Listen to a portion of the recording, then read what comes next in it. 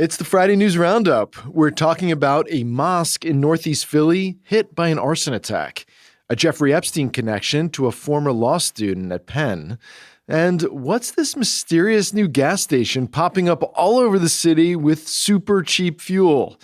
Also at the end of the show, exclusively for our CityCast Philly neighbors, the best gardens to hang out at, and an announcement about our next members-only event later this month. It's all related to gardens. Join our membership program now, and you can listen to that and come to our event. It's Friday, July 10th. I'm Matt Katz, filling in for Trinae Nari, and here's what Philly's talking about.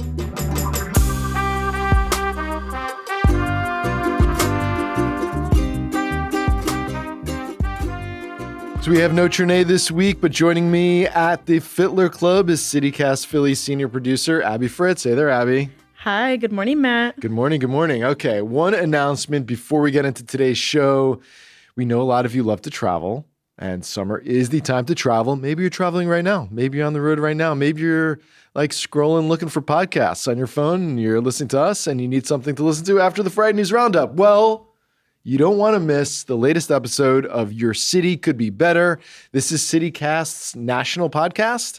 So we've got more than a dozen cities around the country that have a CityCast, and our national podcast is hosted by CityCast CEO David Plotz. It's a weekly show with hosts across the CityCast network, experts from different fields who come on and talk to David about bold experiments that cities are trying. So this week's guest on the show is Scott Keys of Going, which is formerly Scott's Cheap Flights, and he's going to talk to David about what makes a perfect airport. Is PHL a perfect airport, Abby? I mean, we did a whole episode about this. It's definitely not perfect. But getting better. But yeah, I think there's some charm to PHL personally. And in this episode, Scott and David are going to talk about which airports you can show up to 2 hours early and actually enjoy hanging out there for a few hours, being able to get in and out easily and cheaply, which ones are the most accessible without exacerbating traffic, weird and memorable local touches in different airports. Like that red welcome to Philadelphia sign when you're going down the escalator, going to baggage claim at PHL. Or Rocky. I mean, Rocky's in the airport now, things like that. And then what tend to be the cheapest places to visit, even when flight prices seem to be kind of crazy. I think there's a lot of good things there that Philly folks and people across the country will be able to use. Listen to Your City Could Be Better on Spotify, Apple, watch on YouTube, which is kind of fun because we can see our boss, David Plotz's facial expressions as he's very expressive. Yes. Yeah. So you can check out the full catalog of episodes at yccbb.citycast.fm. All right, let's get into the news of the week, Abby. There was a pretty major incident at a mosque up in Northeast Philly. Yeah, the mosque suffered an arson attack this past Sunday. It happened at like 2 a.m. at the Northeast Philadelphia Islamic Center, which has been a place of worship for the Muslim community since 2004. The organization is actually expanding. Like their membership has been growing, and they had a plan for a $2.8 million facility expansion to the lot next door. Oh, wow. Yeah, so it's like a very big congregation. Out there. Some context here. Philly has an estimated 300,000 Muslims, pretty sizable community. Black Muslims have been living in Philadelphia and have roots in Philadelphia for many decades, but Muslims from other parts of the world, Africa, Asia, have really come and immigrated into the city in recent years. So no surprise that this mosque has been planning to grow and expand. And a fire had to be put out on the enclosed porch of the center. Fortunately, no one was there because it happened so early. So early in the morning. But there was damage to the building, and fire marshals determined that it was set on purpose. So it was confirmed that it was arson. They haven't made any arrests yet. Yes, and no suspect has been identified. Islamic religious leaders are asking for any information, and it's not clear yet if there was like religious bias involved in the incident. But I think any attack on a place of worship that was done on purpose, I think that needs to be taken seriously, and there needs to be an investigation into whether hate was involved in the incident. You got to figure out who the suspect is before, I guess, you determine the motive there. Yeah, absolutely. I mean, we've seen mosques targeted throughout the country on a very consistent basis since September 11th, 2001. So this is not necessarily a new thing, but there's definitely been a new uptick in political violence. So it's hard not to separate this incident from everything else we've seen, like even locally in recent years. It was just a year ago that an arsonist tried to burn down Governor Josh Shapiro's governor's mansion while his family slept after Passover. Yeah, and someone recently got arrested for saying that they were going to attack the governor's house again. Yeah, like with fire. Yes, so this is very relevant. Yeah, 65-year-old man in Delco arrested just this week for threatening to set fire to the governor's house, and he used an anti-Semitic slur. So yes, this arson attack on the mosque, it feels really wrapped up in just this rise in political antagonism and this existing religious bias, it seems. Although, again, like you said, there's no motive been determined just yet. Yeah, definitely. There is a reward out that the Council on American Islamic Relations is offering to anyone who comes forward with information about the incident that leads to an arrest. So that's $2,500. We saw social media messages from politicians condemning the attack, including Governor Shapiro, who said the state police are investigating the case alongside Philly detectives. And we heard from local legislators as well, condemning what happened over there. We'll come back with more news after this.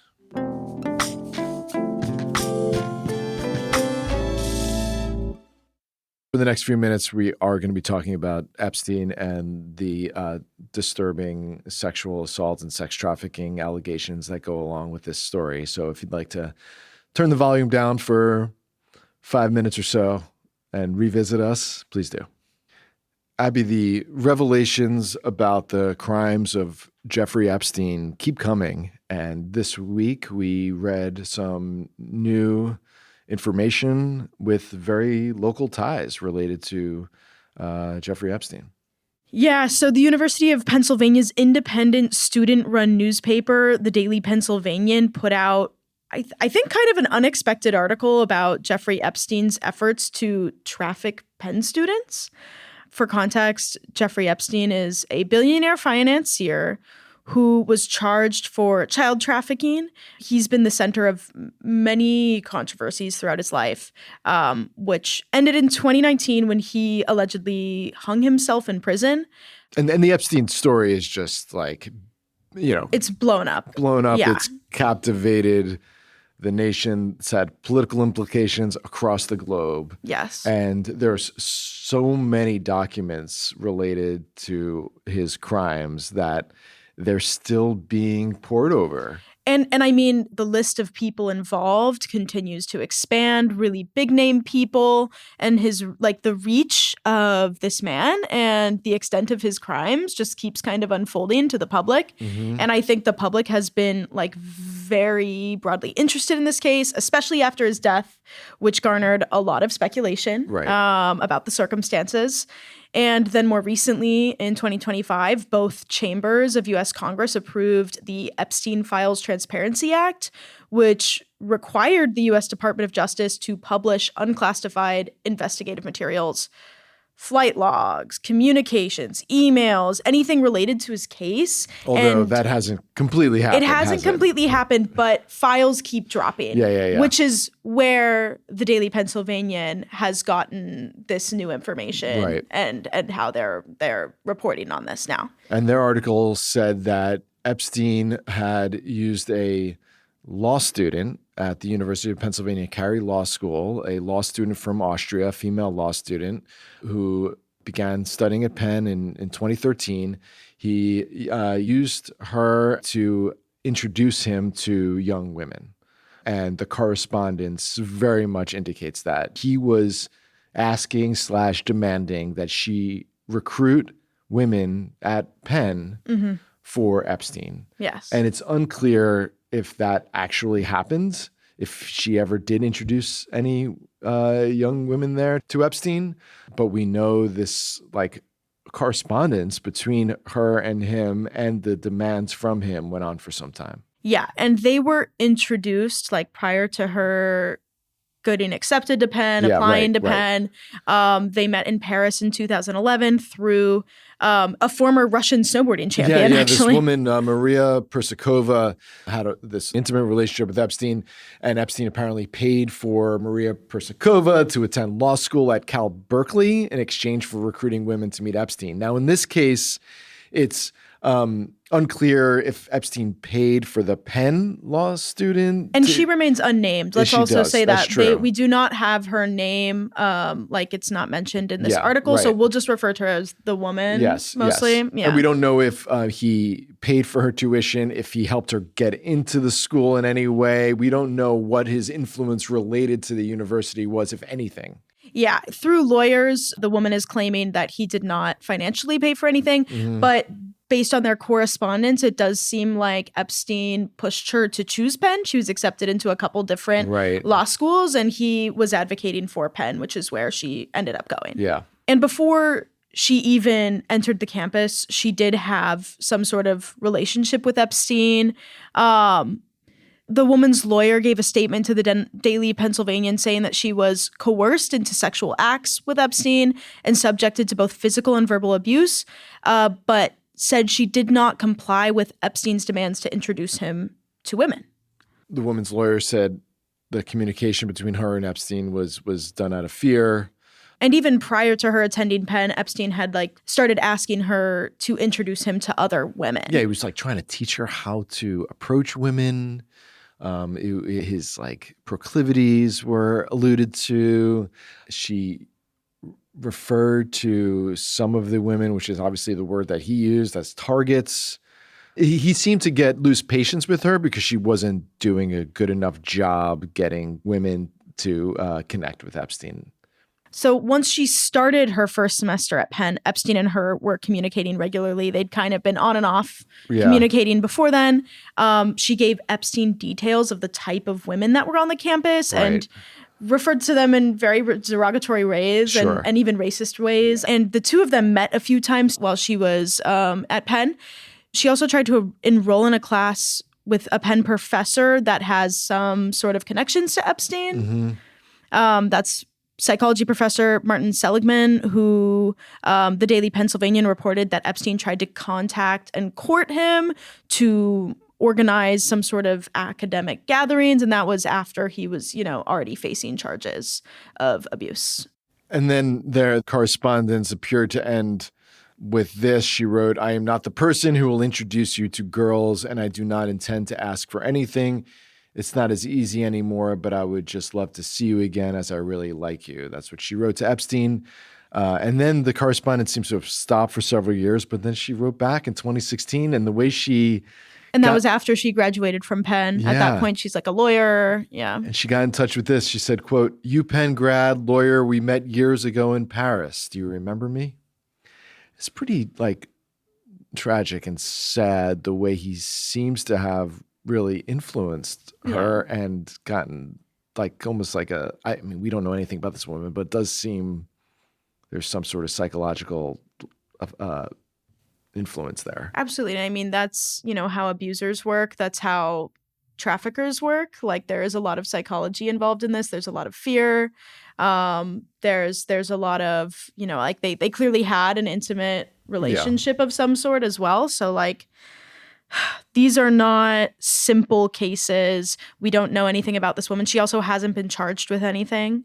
And this isn't necessarily a specifically Philly story or a Penn story, but it is a reflection of how this whole operation worked and how vast it was, and then how close to home it got in this particular case. Yeah, exactly. And it's the far reach of this case is just confounding. And it's so scary to think too that there are people, everywhere that can be agents of evil like this.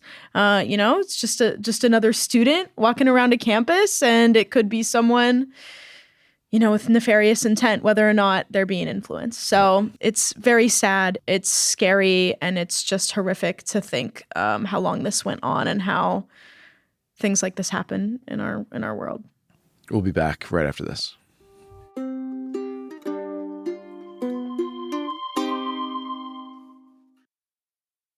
Abby, did you fill up at the gas station this week? No, I've been avoiding it. Something very strange happens. Oh, yeah?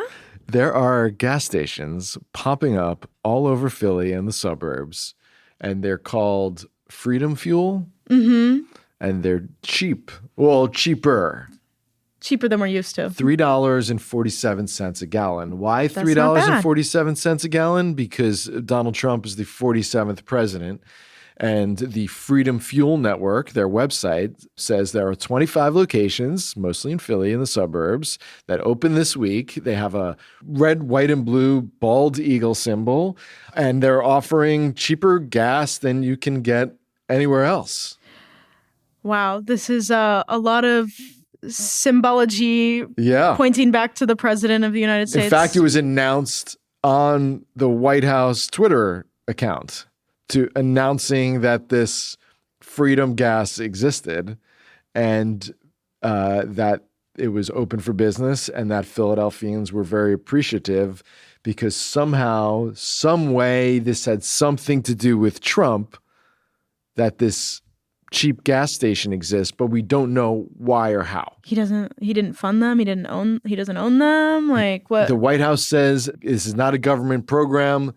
It's a private company, but we don't know like how a private company could possibly be offering gas this cheap. And in fact, an Inquirer reporter spoke to a petroleum expert who said that there was actually no profitable way for a station to sell gas this cheaply. So then why would a private company do this? Right. That's so the question. Bizarre. Yeah. And but it is seen as something to Trump is taking credit for it existing. But then it also doesn't own it. But also doesn't own it. This is the beginning of the video that the White House put out this week. The message says Freedom Fuel has arrived, and it's a emoji of a gas pump and an American flag. And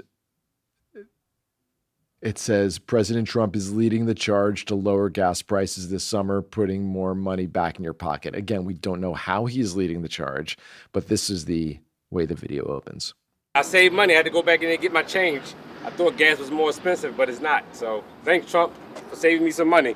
We're here at the first Freedom Fuel Network gas station right here in Philadelphia, leading the charge to lower gas prices, $3.47. That's for our 47th president, President Donald J. Trump. Thanks, Trump, for saving me some money. So they're crediting him, but then not able to specify how he's related. Because, I mean, it's not like gas prices are down because of anything the Trump administration is doing. No, in fact, gas prices, experts tell us, are exorbitantly high because he went to war in Iran, and that has attributed to this like gas crisis around the world. And that's why prices are high. And that conflict is literally ongoing. I mean, there was more attacks this week over conflict in the Strait of Hormuz, which is a waterway that a lot of the world's oil moves through.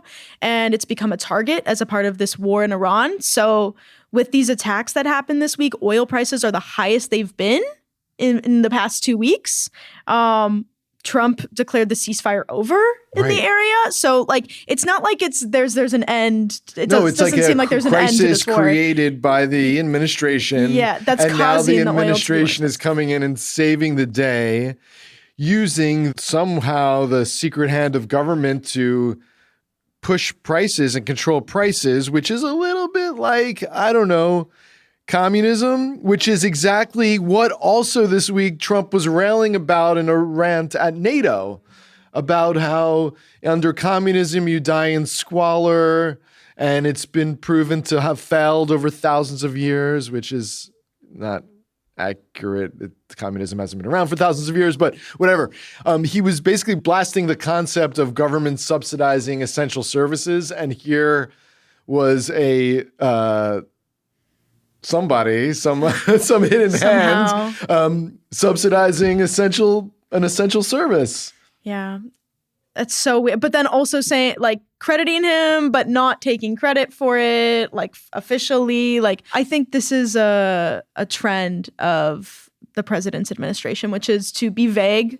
Yeah. And let people assume that he's associated with it, but then not actually know how he's associated with it. And how did all these places just pop up suddenly all over the place and offering gas as much as 50 cents a gallon cheaper than any competitors? Yeah, the lowest I've seen around, like if I'm like, for some reason in Jersey, like in the middle of nowhere, it's like $3.99.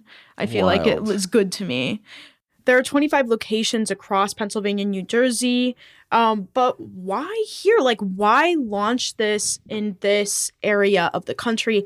And I mean, there's a couple locations in Philly proper, but there is one that's kind of closest to the city center in North Philly off of Broad Street near the Allegheny BSL stop, I would say. It's interesting that this would be where this location went. It's not a part of the city that swings conservative or Republican. Yeah. Right? It's not like Trump said, my supporters are here, let's put that there, or people that support Trump wanted to put these gas stations or whatever. Right. Like it seems very like a very specific area to place something like this. I mean, I would say maybe it's here because Pennsylvania is a swing state. But I don't, or maybe whatever entities behind it just happens to be around here. I don't know why it's here. I mean, the few in the city, one at 62nd and Chestnut. There's one over on Byberry Road, one on Bustleton Ave, Germantown Ave, and a bunch in Island Avenue, and a bunch in the suburbs and down the shore. Fascinating. I mean, there's so many question marks about this venture and the feasibility and how long they'll be able to do that. Right. Like, is this like a couple week deal? Is it just until, midterms or whatever? Like, what's the deal with this? Well, I don't know. And I guess we'll be following the Freedom Fuel Network. And if you're headed down the shore this weekend, that's a place maybe you want to stop to get cheaper fuel so you can afford your Airbnb rent at your shore house. What are you doing this weekend, Abby? I think the weather is going to get better, so I'm hoping to be able to get outside a bit more. I mean, this week there was like a ton of rain. There was flooding in the area. I mean, I know Fishtown friends, there was a lot going on there. I have a friend out there who had a bike chained up like outside of his house, and the water rose so high that like trash was stuck like in his bike wheels and things like that afterwards. Yeah. But I think fingers crossed we're through it. Yeah, sure. And Siani had a wonderful suggestion in our CityCast Philly Neighbors event send early this week. The Southeast Asian Market in FDR Park in South Philly is open, which it's been open for the warm weather for some months now. Absolutely love this place. Such great food. Yes, the best. And coffee. You remember the Vietnamese iced coffee there? Yes, I love that Fantastic. coffee. And this Sunday only, the market is having a Dala Hala event where on the 12th, starting at 11 a.m., a bunch of vendors will offer dollar items. So I'm going to be going early. Yeah. I'm going to be going with $10 and a dream and Nice. getting there at like 10:50 a.m. You get full, like, what do you think you get for the dollar? Is it know. just like a spring roll, or are you getting a full plate of noodles? Or we'll see. I mean, a lot of little things can add up to, a full belly. So bring I'll take it. Like a cooler? A cooler. Bring a little cooler and just stock good. up for the week. And then go have a picnic around FDR. Yeah. But, some things I don't know. They didn't specify what exactly the dollar items will be. But when I go, I love to get this Cambodian noodle dish. It's like this dish with fermented fish and a coconut curry base. Also King coffee for sure, like you mentioned. Yep. Some of the best Vietnamese coffee. And it's also one of the longest running stands there. If you want a really good review of the market, there's this blog called Tiny John's. Would very much recommend their review of the Southeast Asian market. But yeah, go check it out. Bring a couple bucks. See what you can get. Yeah, awesome. Nice. How about you, Matt? What are you up to? Well, it's All-Star Weekend in Philadelphia. This is like the culmination of Philly's big summer with the 250th birthday with the World Cup and the other like major event is the fact that we have the Major League Baseball All-Star Game at Citizens Bank Park on Tuesday. That's preceded by the Home Run Derby, which is honestly much more fun to watch than the All-Star Game because it's like crazy to watch men hit 400-foot home runs over and over and over again. It's really crazy. And then on Sunday is the Futures Game, which if you can't afford the $700 ticket prices for the Home Run Derby and for the All-Star Game, which is what they were when I checked a few minutes ago, check out the Futures Game, where 50 of the top 100 prospects in Major League Baseball, there's players from every team's organization. They play against each other in a game at noon on Sunday. And then right after that, they're doing some sort of newfangled 3-on-3 baseball tournament featuring former Phillies Jimmy Rollins, Ryan Howard, Shane Victorino, Terrell Owens, former Eagle, is going to be playing in this. So will Devontae Smith. You better not get hurt. We need him for this season. They're doing this weird like 3-on-3 thing with like it's supposed to be like fast paced and for the kids, So those are alternate events. That's another option to go to get a taste of the action without going to the actual All-Star Game. And then what I'm planning to do is go over to the Pennsylvania Convention Center because they have an All-Star Village there. Nice. Through Tuesday. Kind of like Fan Fest for FIFA? Exactly. Yeah. That's exactly what it sounds like. There's going to be a bunch of like former Phillies signing autographs. There's going to be like activations for the kids, baseball related. And then there's a bunch of like ballpark related food. Tickets for that start at $39, so much more affordable than going to the game itself. So that might be an option for people, and I'm gonna bring my son out there on Saturday. Oh, exciting. Before we go, Abby, we have to shout out our CityCast Philly neighbors.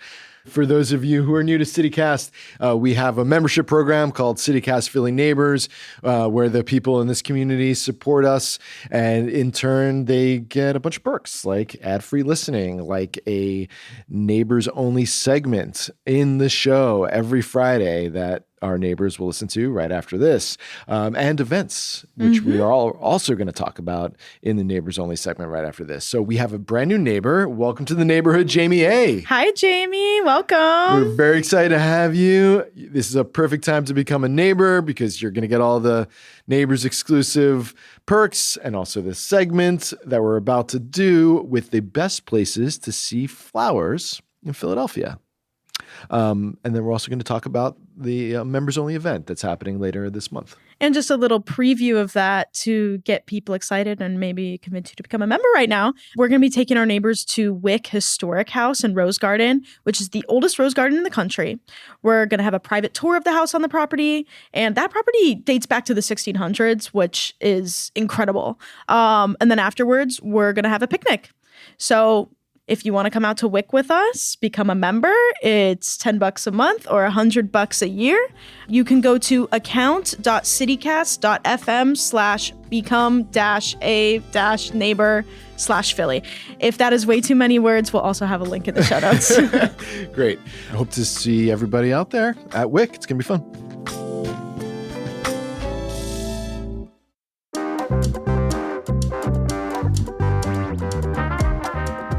That's all for today here on CityCast Philly. Our senior producer, you just heard from her, Abby Fritz.